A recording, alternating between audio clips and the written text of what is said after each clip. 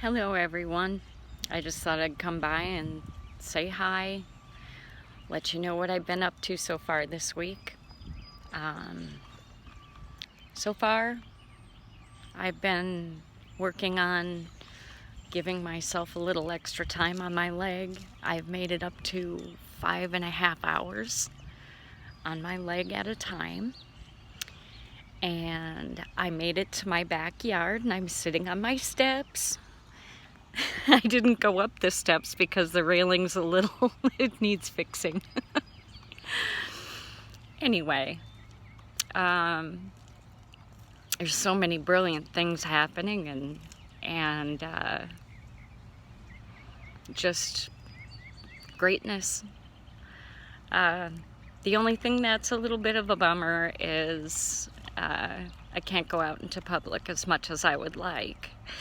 So I'm kind of excited when there's a moment where I have a prospect of a trip out. Looking forward to that in a little bit. I get to go get eggs. Anyway, I wanted to talk to you about waking up from surgery after you've had an amputation. And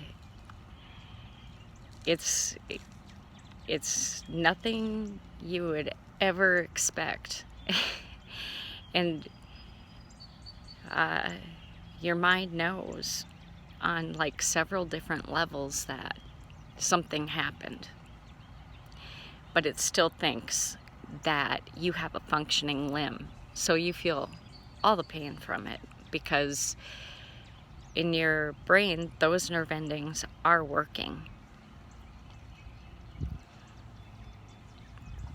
Meanwhile, you're in a lot of pain, you're drugged up, and you're still in a lot of pain. You got people helping you out, which is awesome. I had some fantastic nurses. I never once saw myself as a person at risk for fall, even though I was missing part of my right leg. Go figure. And I looked down at my wrist and I had a yellow band on and it said, "Call, don't fall." And here's me the day of my amputation hopping to the bedside toilet. The nurses were supposed to be helping me with that, and I wasn't asking for help. I was doing it myself the same day. And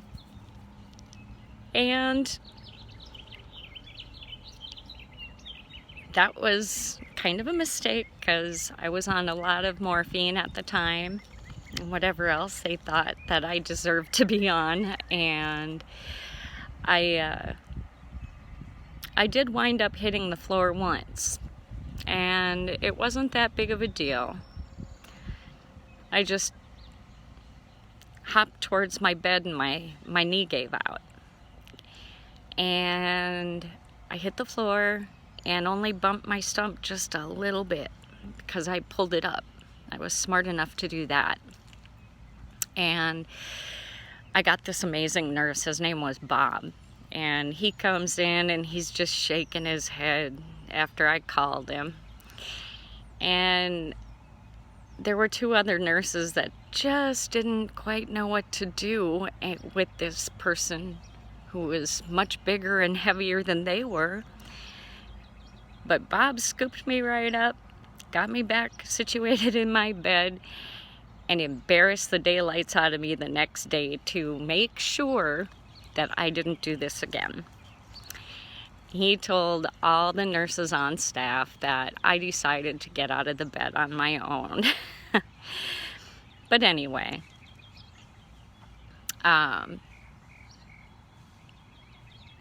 it's crazy with your head. You know, your mind is thinking about probably 50 different things at the same time, and it's so fragmented.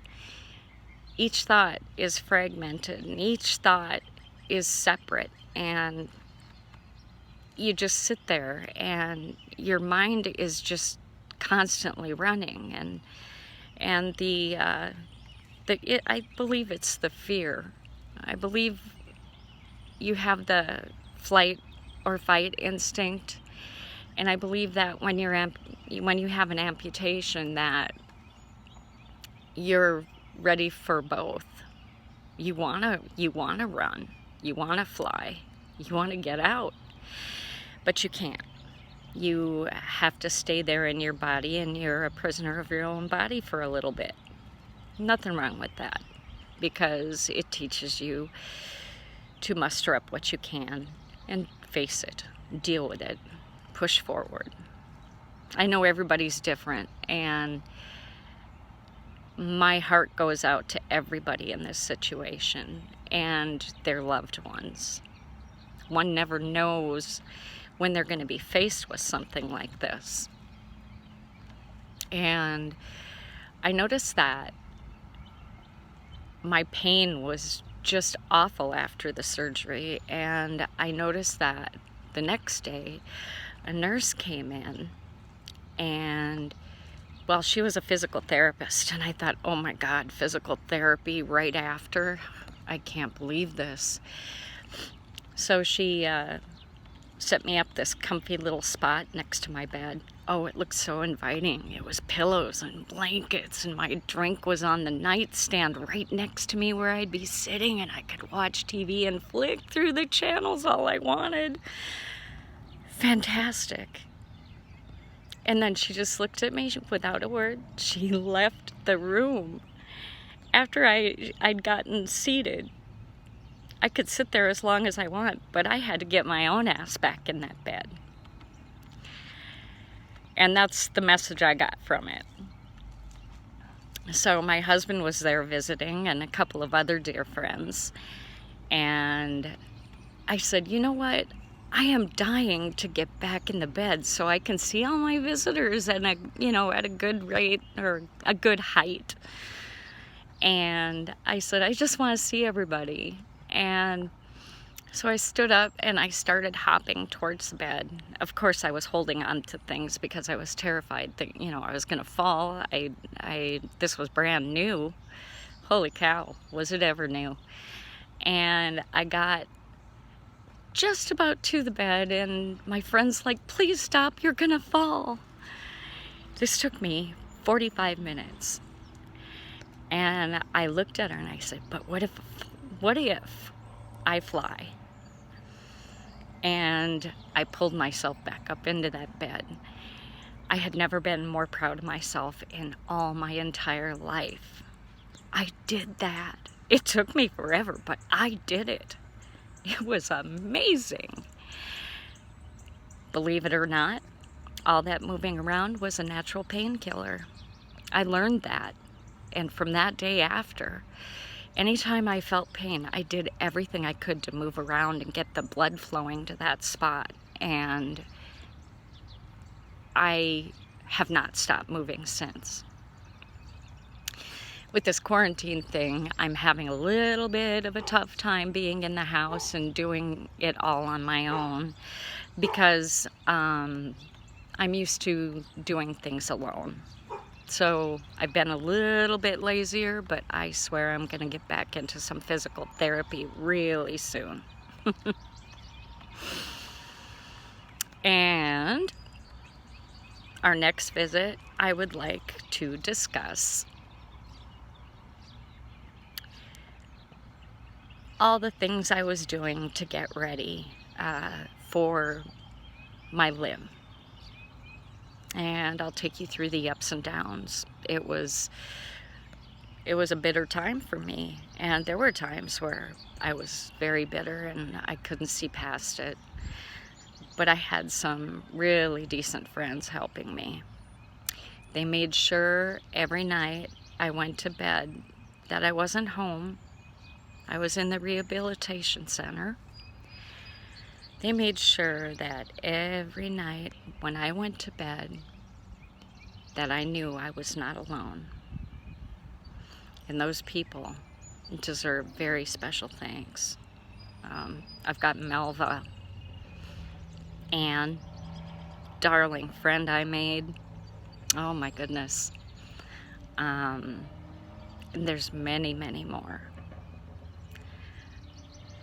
I'm going to sit and mention these people various times throughout my videos because I really feel that they deserve thanks. People that I would just text or call, and they acted like they had nothing better in the world to do than to listen to me or to come and pick me up and take me someplace I needed to go. Doctor's appointments, whatever. I had a dear friend and her family.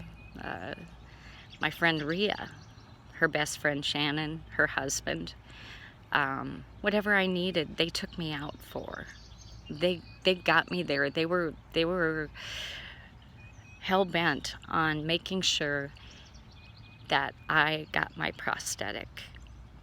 My friend Cheryl, always, anytime I'd text her and ask her if she could help me, there was never like, from what time to what time do you need it? You know, what can I expect? It was always with her, I'll be right there.